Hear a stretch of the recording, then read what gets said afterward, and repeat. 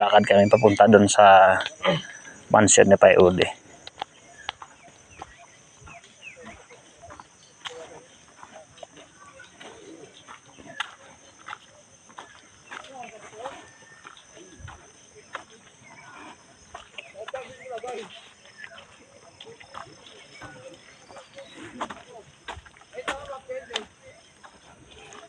Masarap ang papaitan, no?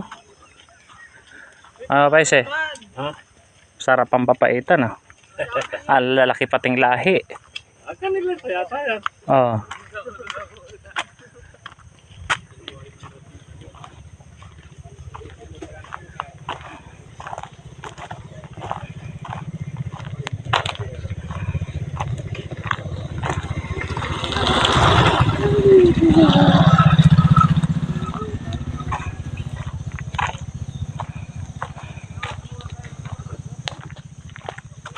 Ganda dito mga kaaragon. Sariwang hangin pa rin ang matitikman.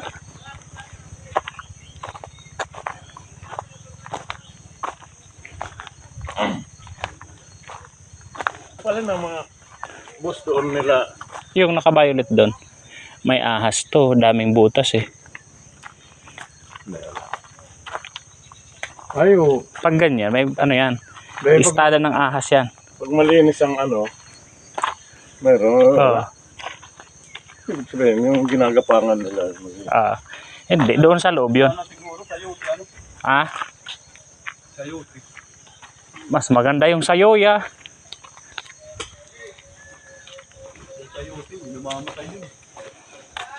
Hindi, pagkapangin mo lang yan sa mga kahoy. Nakahuli na agad.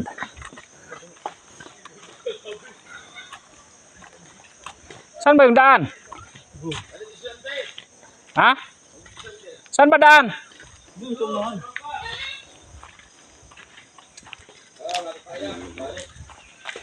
Nararamdam na naman ako. Na. At least nandito ka na. Pwede ka na kahit saan dyan. Ayun mga buko. Ayun, dami. Nagkalat sa kalsada. Pwedeng manguha. Saan ba? Dito ba? Ha? Saan ang daan? Dito sa una. Ha?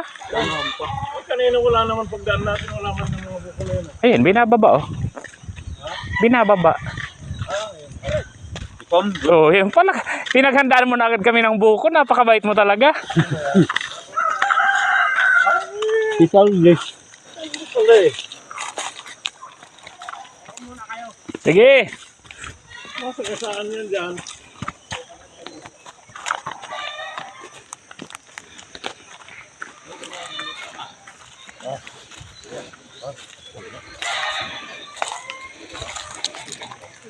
Dalang si Papa eh. Wala nga, nandun nga sa hacienda. Huwag natin ang manok.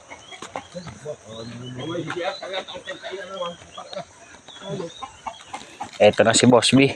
Nakapili na yata si Boss B.